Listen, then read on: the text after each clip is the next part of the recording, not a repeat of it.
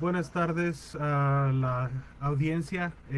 Nos complace darles la bienvenida a este conversatorio virtual titulado Análisis de Geopolítica y Política Nacional de los primeros 100 días de gobierno del doctor Bernardo Arévalo, presidente constitucional de la República de Guatemala.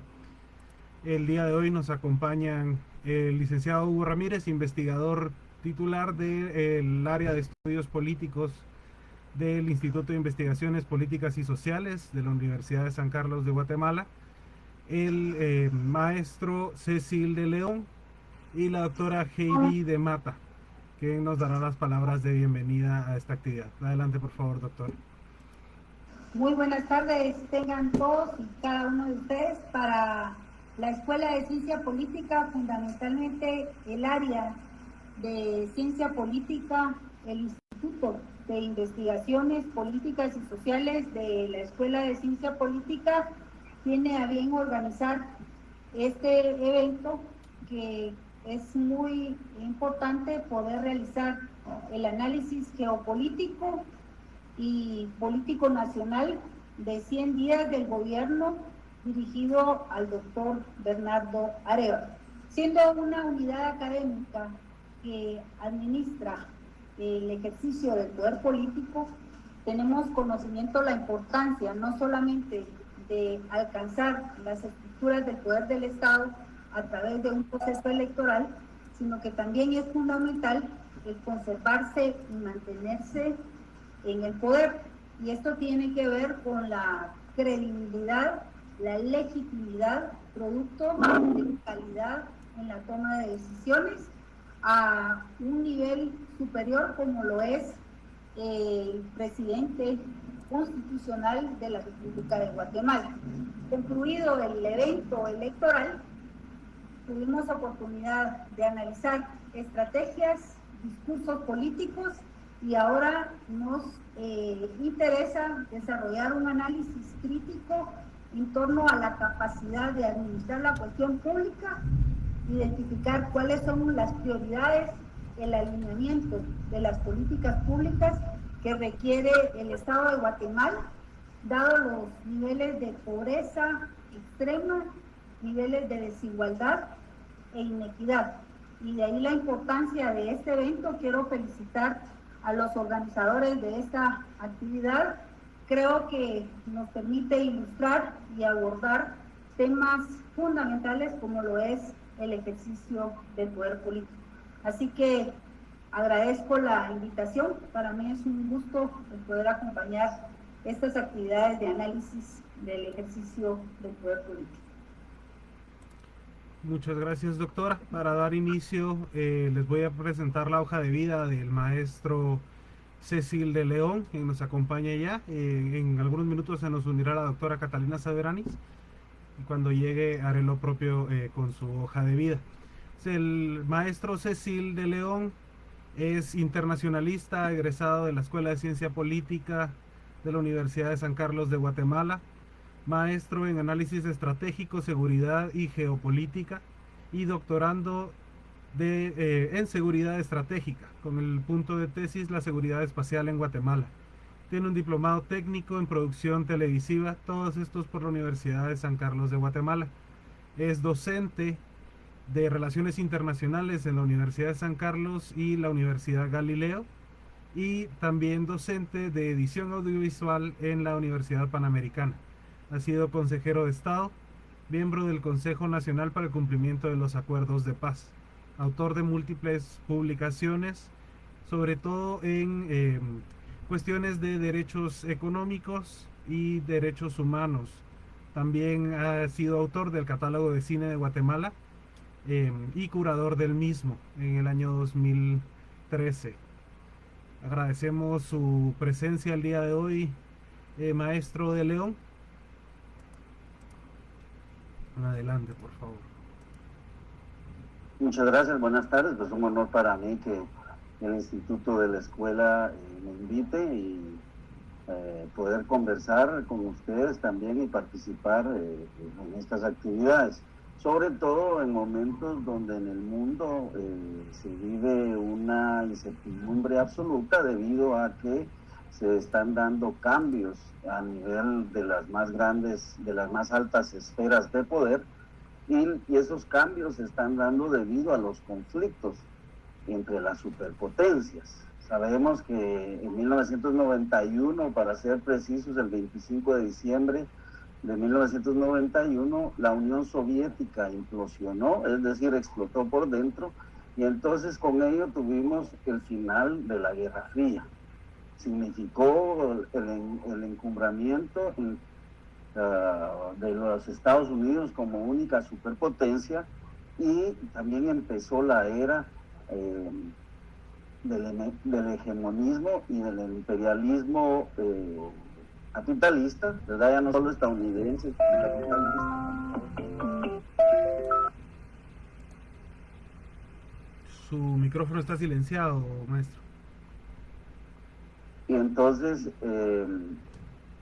vemos cómo países, millones de gentes fueron subyugadas, fueron asesinadas con pretextos vanos, inventados incluso en laboratorios de comunicación, como fue el caso de Irak y las bombas de destrucción masiva, que hoy sabemos que se ha revelado que es una gran mentira, y que sin embargo los autores de esos planes siguen impunes y gozando incluso de fama y de espacios en los medios mundiales. Pero también se da algo muy importante en 2011 y fue el fenómeno que se dio sobre todo en el norte de África, que fue conocido y bautizado por los medios y sobre todo por el Pentágono como la primavera árabe. Las primaveras árabes, que como su nombre indica, prometían desde la perspectiva de la propaganda occidental estadounidense y de la OTAN un renacimiento, según ellos, de esos pueblos que además tienen una religión, son musulmanes, ¿verdad? Y sabemos lo que pasó. Miremos hoy Libia, cómo está dividida en tres partes, donde no hay un gobierno central, sino que sigue habiendo una guerra civil provocada por la intervención de la OTAN. El asesinato del exdictador Muammar Gaddafi, que todos sabemos que aún por ser el más delincuente del mundo tenía derecho a un juicio, ser escuchado, oído y vencido, y eventualmente ser condenado a un castigo, y sin embargo fue ejecutado fríamente, un magnicidio, al igual que pasó en Irak con Saddam Hussein. Entonces vemos cómo en el mundo se han ido rompiendo aquellos acuerdos que habían mantenido primero la estabilidad mundial a partir de la bipolaridad en el poder hegemónico, y a partir de la desaparición de la Unión Soviética, los Estados Unidos se quedan en absoluto dominio del mundo. No existe una China, no existe una Rusia, ni mucho menos una Irán que sea capaz de detener ese avance. Pero también hay una fecha importante en el mundo, que es septiembre 14 de 2014, me parece, por ahí, cuando Rusia, a petición de... Un segundito, por favor.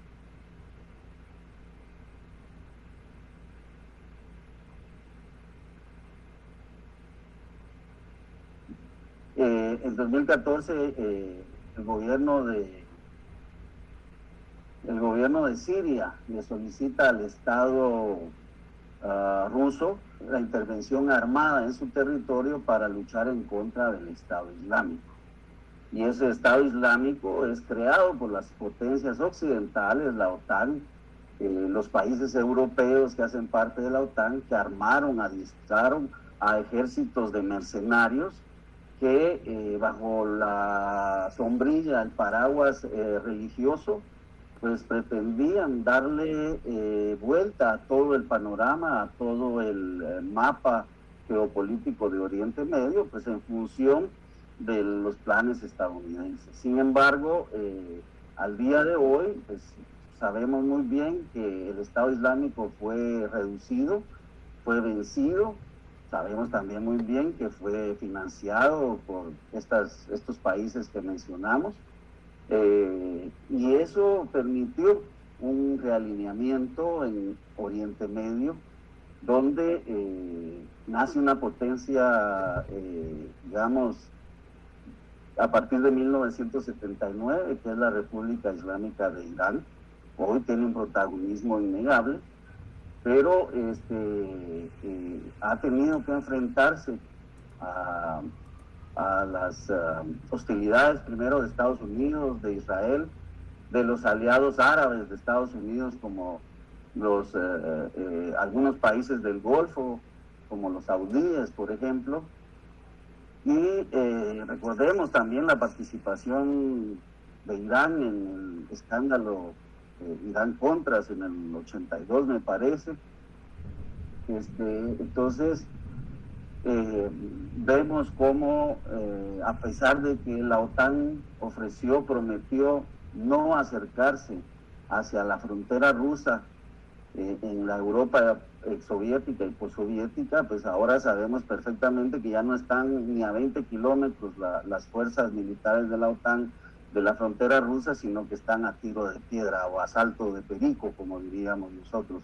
Y eso precisamente fue lo que provocó, entre otras cosas, la participación de Rusia en la denominada Operación Militar Especial para pues detener, ¿verdad?, el avance de la OTAN y sobre todo contener una guerra en contra de Rusia.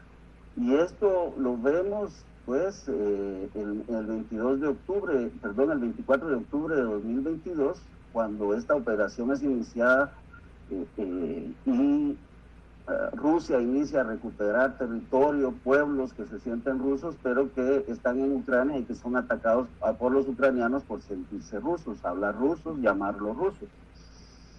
Y en este conflicto,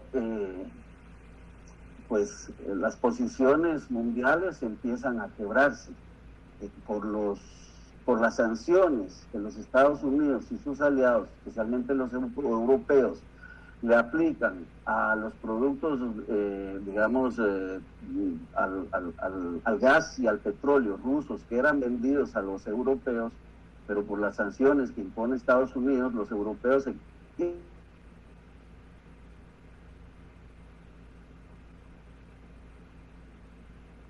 financiando la guerra en Ucrania,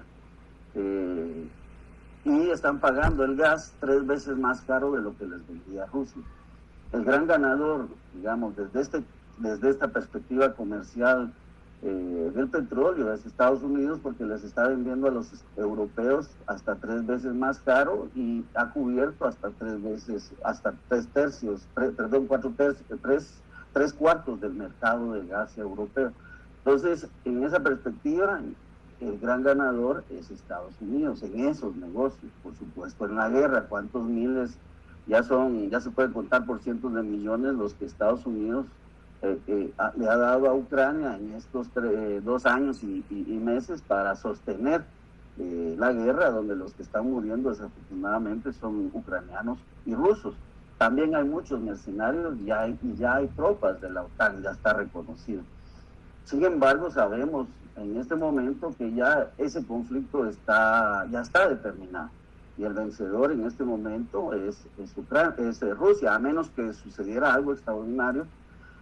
Ucrania ya perdió más del 20% de su territorio y no será la misma si es que sobrevive como entidad estatal, lo que hoy conocemos como Ucrania, pero el gran ganador ahí en este momento es Rusia. Sin embargo, ese conflicto ha provocado que los alineamientos en el mundo se vayan consolidando. Desde 2003, cuando un investigador inglés inventó el acrónimo BRIC, que después se amplió a BRICS, que significan Brasil, Rusia, India, China y Sudáfrica. Desde 2008 empezaron a crecer estos países y hoy por hoy están determinando el curso del mundo, están determinando el fin de la hegemonía de Estados Unidos.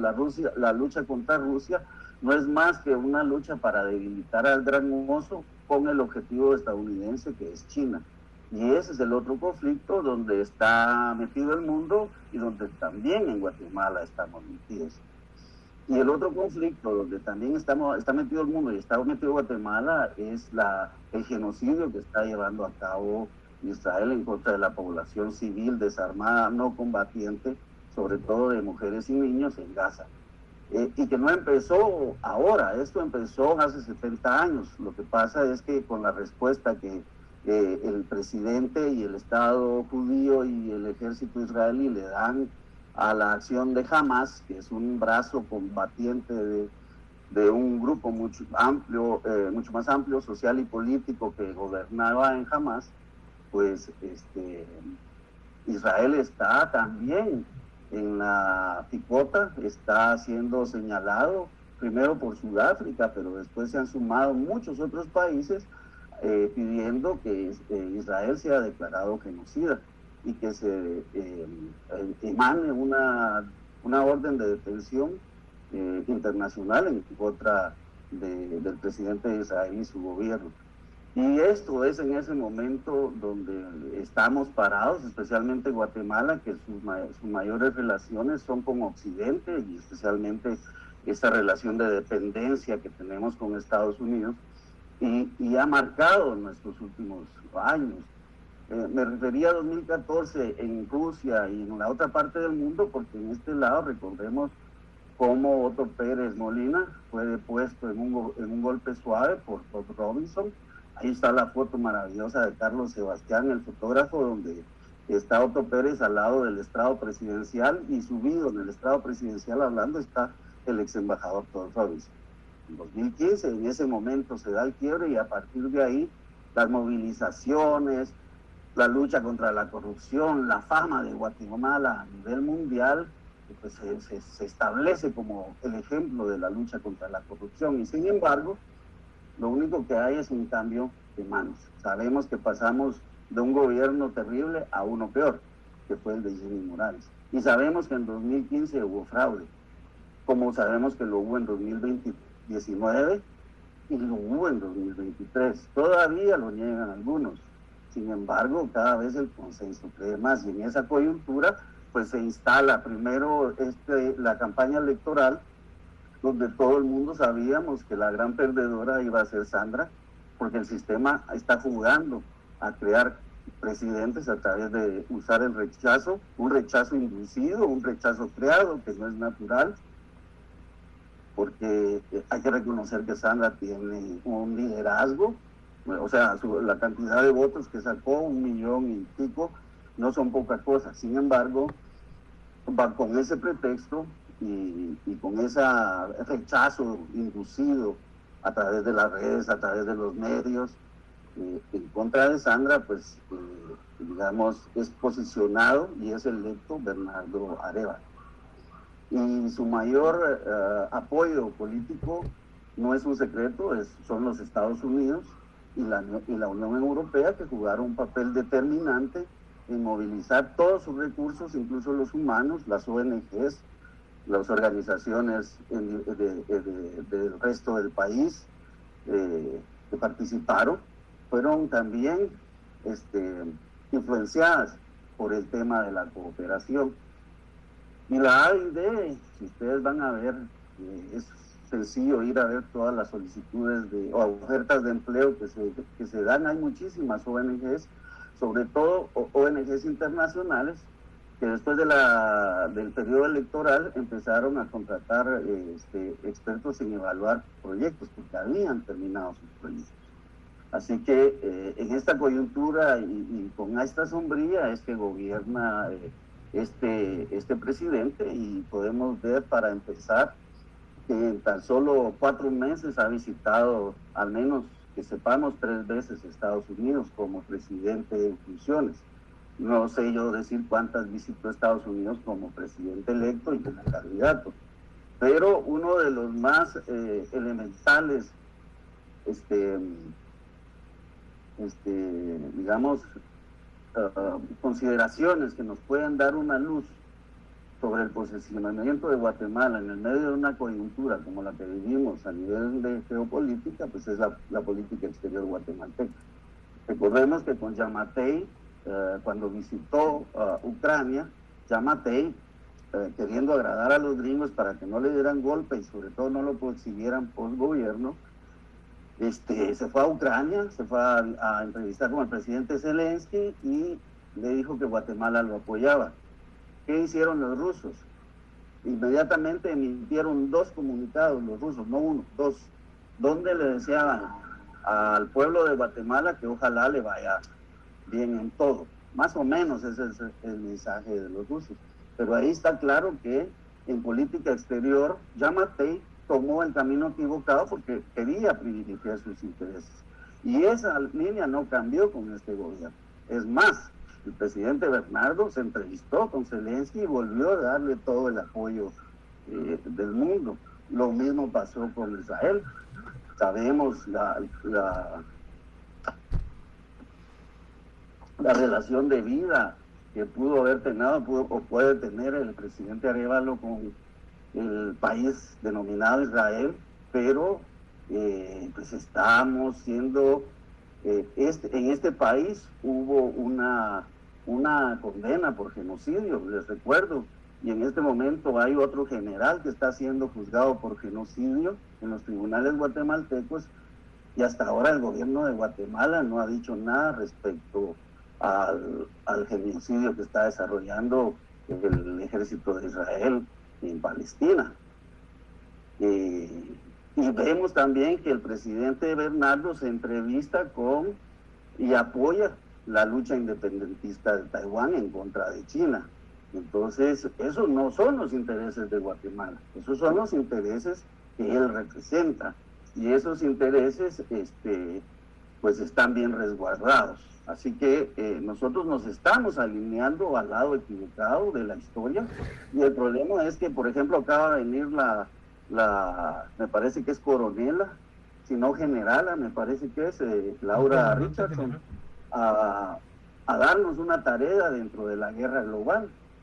Viene a hablar de los ataques cibernéticos en Guatemala, donde apenas tenemos computadoras, pues, pero no los ataques cibernéticos a las personas, sino a las grandes infraestructuras que se están creando y seguramente se van a crear, donde nos han ya asignado un papel, ¿verdad? Así como durante la Segunda Guerra Mundial, Estados Unidos nos asignó un papel y tuvo presencia militar en suelo guatemalteco. Así, en esta confrontación que se va a dar, porque parece inevitable, ya tenemos asignado un puesto, y obviamente no es el mejor, señores. No tenemos una defensa aérea, ni siquiera tenemos. Apenas tenemos un ejército que seguramente, en el caso de una invasión real de un enemigo X, no sé cuánto podría aguantar. Entonces, no tenemos aviación, etcétera, etcétera. Así que, pero sin embargo, ya estamos dentro del rompecabezas de lo que Estados Unidos ha estado armando. Miren lo que pasa en Argentina con Milei. Inmediatamente Estados Unidos se pone de acuerdo con el gobierno argentino para crear una base militar naval al sur de Argentina. Miren lo que está pasando en Perú, donde con el aval y el apoyo de los Estados Unidos se depuso a un presidente electo democráticamente y que está preso, y mientras tanto Estados Unidos está ingresando sus tropas a Perú, ya no digamos en Ecuador, donde Estados Unidos, al igual que en este país, impuso al presidente Noboa, y el presidente Noboa se inventó, montaron un teatro de criminalidad expresa para justificar incluso el ingreso de las tropas estadounidenses ya en el Ecuador. Entonces, estamos viendo cómo se están alineando los factores en América Latina. Yo digo, la señora Richardson vino a alinear las chakras en América Latina, las chakras gringas. Mientras tanto, China crece en América Latina como el gran prestamista y desplaza a Estados Unidos. Ya los países de América Latina ya no le deben tanto a Estados Unidos como le deben a China. La diferencia es el tipo de cobro. Y si ustedes se dan cuenta del río La Paz, que nos limita con El Salvador para abajo, todos, sin excepción, tienen relaciones con China. y del río Suchate para arriba, todos, sin excepción, incluyendo Estados Unidos y Canadá, México tienen relaciones con China. Belice, a través del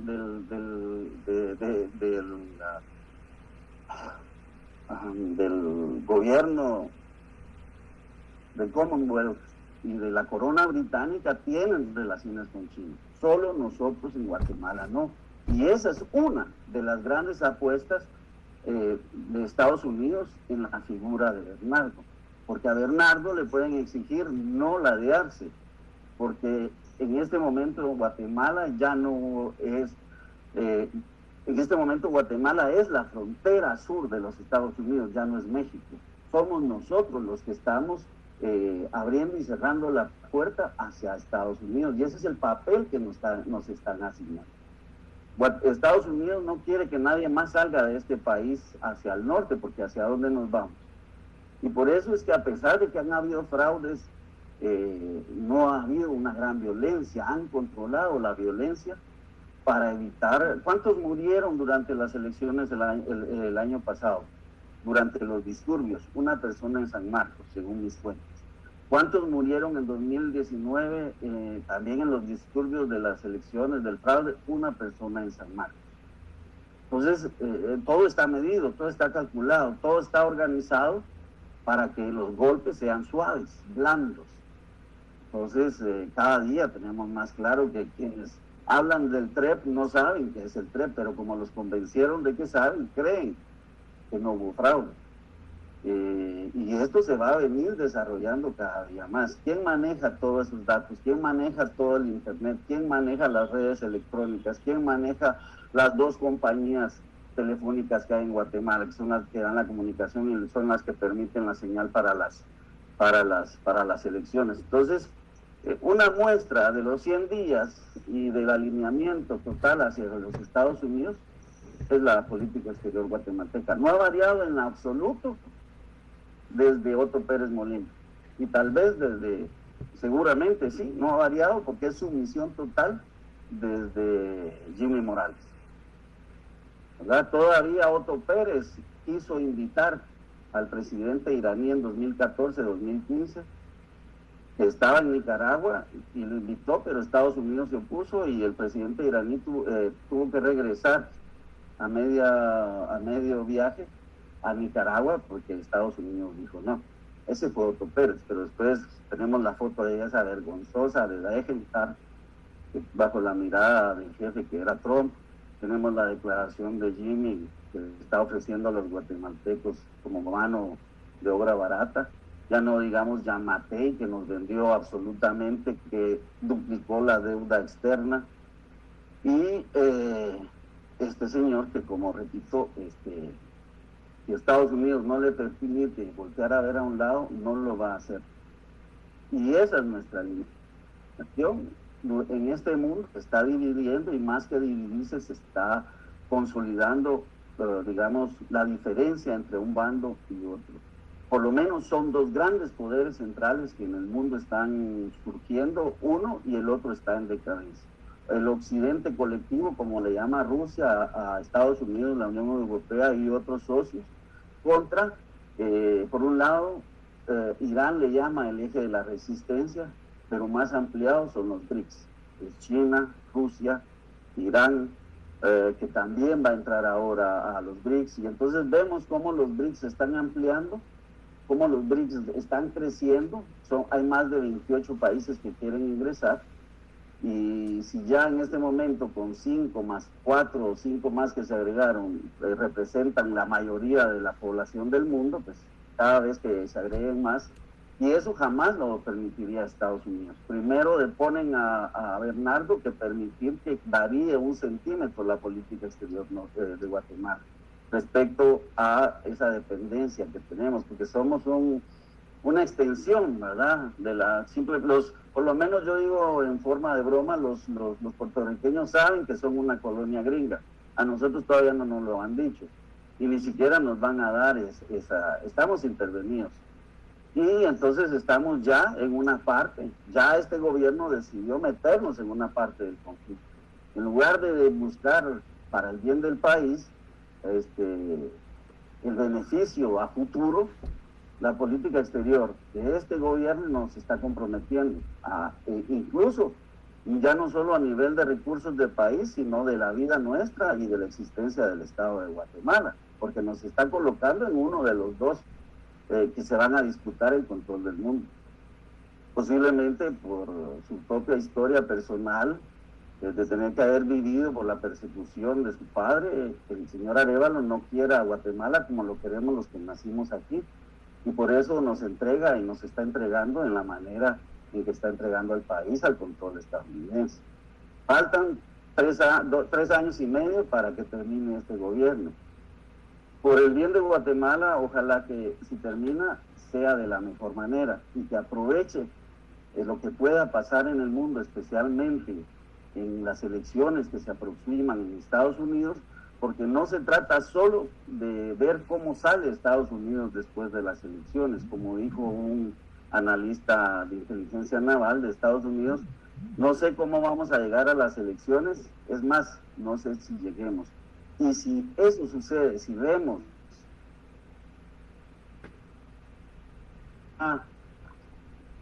un cambio momento para Guatemala de aprovechar, porque como dijo Carlos Guzmán Bockler, Guatemala ha tenido sus momentos de primavera cuando en el mundo se han roto los esquemas de poder, y eso es lo que está pasando en este momento, pero va a depender de qué lado juguemos nosotros en esta política exterior. Ojalá que el presidente se toque el alma por los más de 20 millones de guatemaltecos y que piense no solo en el presente, sino en el futuro de este país. Porque si seguimos como vamos, ya no vamos a tener futuro, porque ya no tenemos presente. Somos una extensión de una gran potencia que se está viniendo al suelo, que está desapareciendo y no va a ser una transición de abrazos y besos.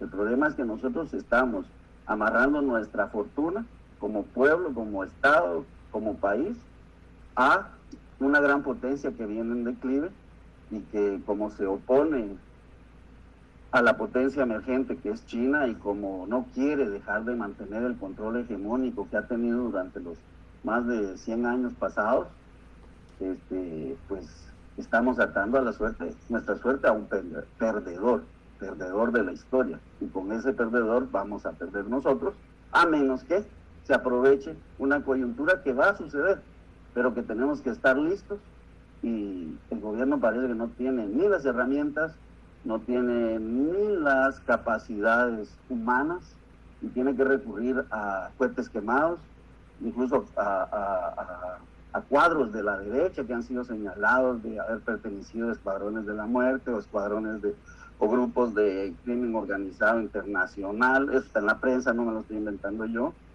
Pero el tema es que aquí nos vamos a hundir todos, y si queremos sacar al país, tenemos que sacarlo todos, juntos, unidos, unidas. Entonces, el tema es ¿hacia dónde va Guatemala? En el posicionamiento geopolítico va a depender de las capacidades y del amor del señor presidente a esta tierra que se llama Guatemala. Como diría Gioconda Belli, uno no pide nacer, uno no pide dónde nace. Entonces, aquí estamos, aquí nacemos, y lo que nos queda es agradecerle a esta patria habernos creado.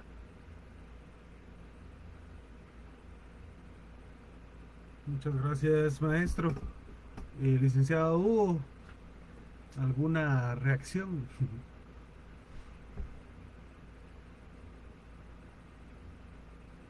Sí, muchas gracias, buenas tardes. En esta oportunidad, entonces, para continuar con el análisis, me corresponde hacer el análisis nacional.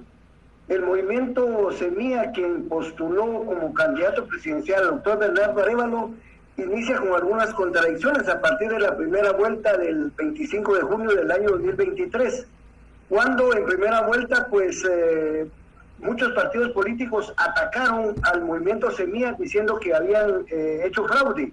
Y fue el fiscal del Partido Valor de Suri Ríos quien señala al movimiento Semilla que hubo fraude en el sistema TREP, en las boletas 4 y 5. Este partido político Valor es el primero que presenta la denuncia contra el movimiento Semilla por el hecho de fraude.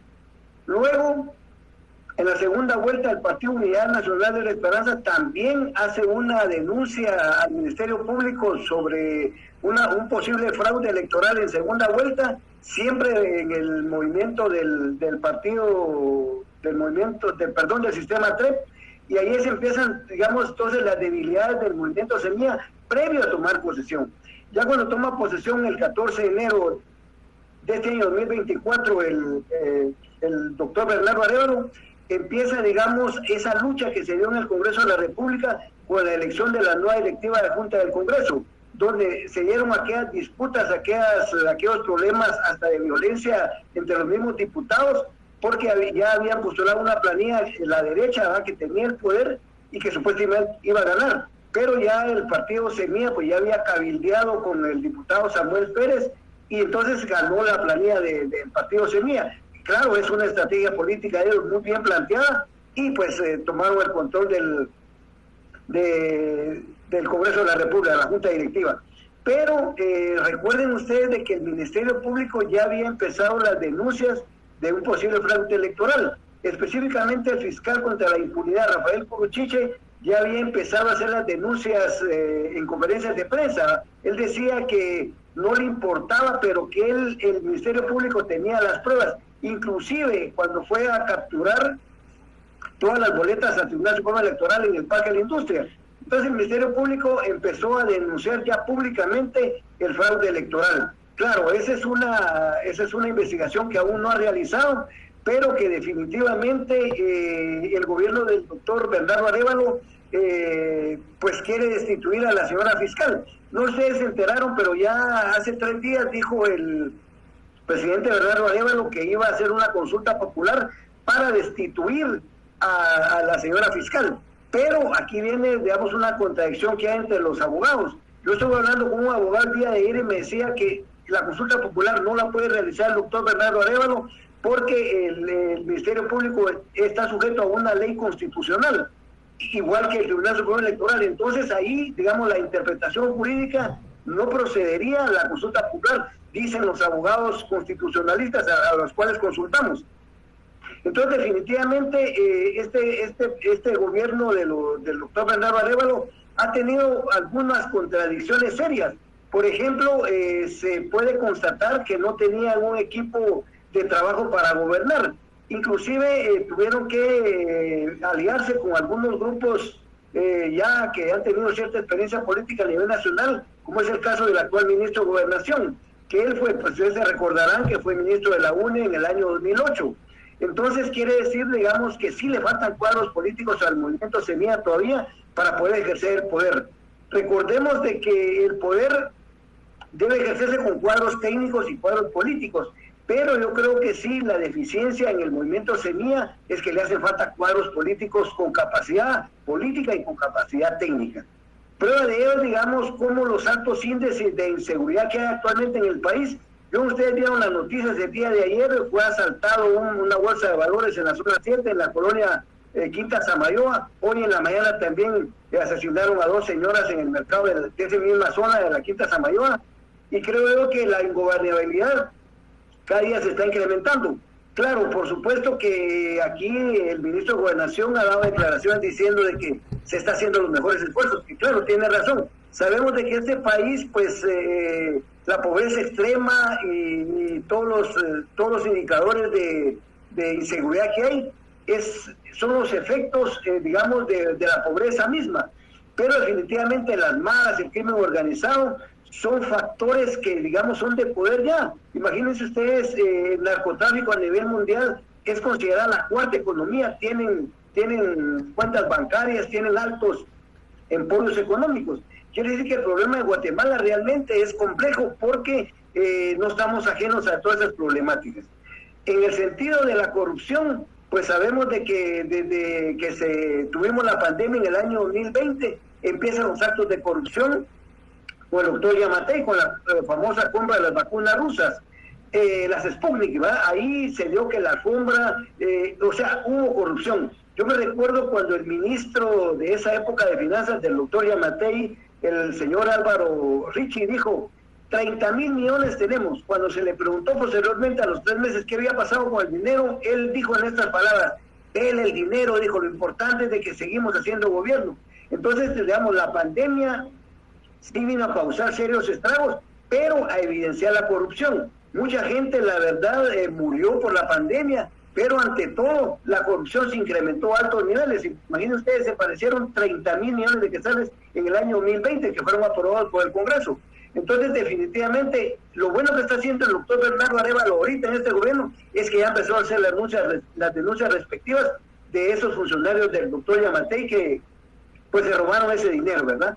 Y en ese sentido, pues creo que ha tenido sus buenos posicionamientos el doctor Bernardo Arévalo en el tema de corrupción. En el tema de la salud pública, por ejemplo, podemos ver ahorita que los hospitales públicos están desabastecidos, hay crisis de personal, e inclusive en este gobierno pues ya han despedido a algunos funcionarios de los hospitales por actos de corrupción. Y yo creo que eso es bueno para el doctor Bernardo Arévalo porque realmente está evidenciando a las personas corruptas y está bueno que siga en esa dinámica. Entonces ha tenido sus altibajos también en ese sentido en el tema del análisis. También en el tema de la educación, fíjense que digamos, sabemos de que sí, en este gobierno empezaron a remozar varias escuelas a nivel nacional. Ese aspecto está bueno porque definitivamente se está mejorando la estructura de las escuelas, que sabemos de que hace por más de 30 años las escuelas no tienen láminas, se llueven más en el área rural, no hay maestros. Creo yo que ahí pues empezaron bien este gobierno del doctor Arévalo, empezando a remozar ya los espacios públicos donde los estudiantes van a estudiar. Yo creo que definitivamente estos primeros 100 días han sido de serios altibajos. Creo que le hace falta más beligerancia al doctor Bernardo Arévalo, en donde empezara a decir qué ha hecho a nivel de la economía. Ustedes han visto ahorita la alta crisis económica que hay en el Estado, la gasolina está cara, los alimentos están caros. Escuché a un agricultor que le hicieron una entrevista en Guatevisión y él decía que el problema en Guatemala son los intermediarios. O sea, digamos, como en el mercado globalizado que hay ahorita, no deberían de haber intermediarios. Entonces creo que la seguridad alimentaria en Guatemala ahorita actualmente se ve seriamente amenazada.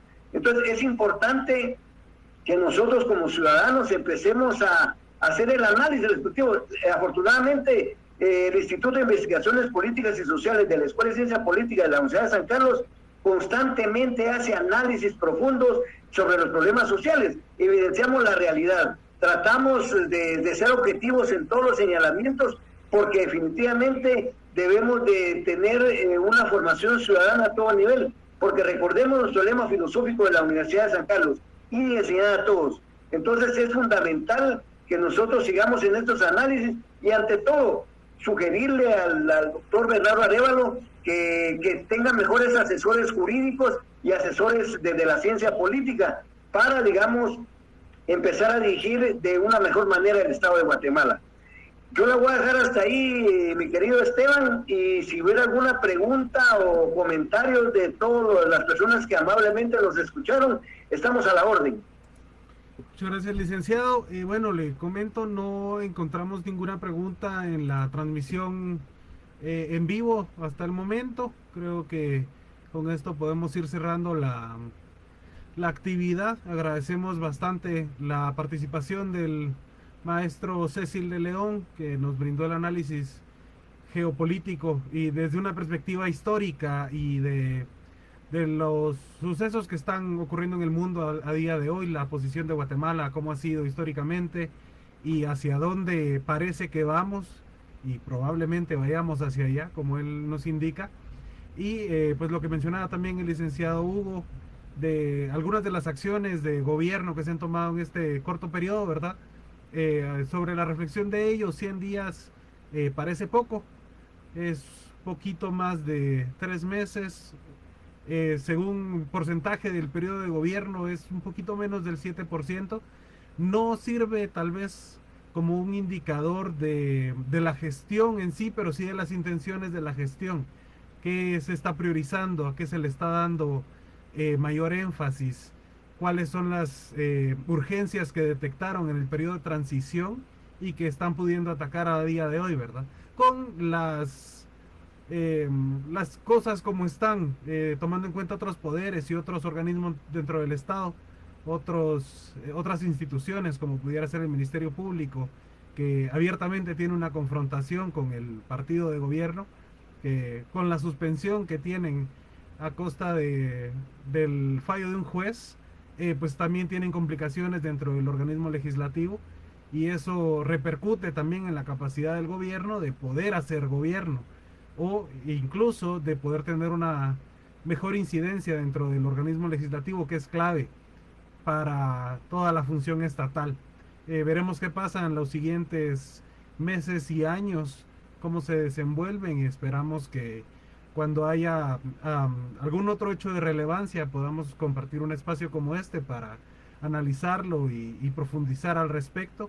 Agradecemos la presencia de todos quienes nos acompañaron, quienes vieron esta transmisión y quienes la vayan a ver en diferido más adelante. Pronto la podrán encontrar también en el canal de YouTube del Instituto de Investigaciones Políticas y Sociales y la página web también. Y queda la grabación en Facebook para quien guste consultarla más adelante. Con esto nos despedimos. Que tengan feliz tarde todos. Hasta luego. Buenas tardes. Buenas tardes y muchas gracias.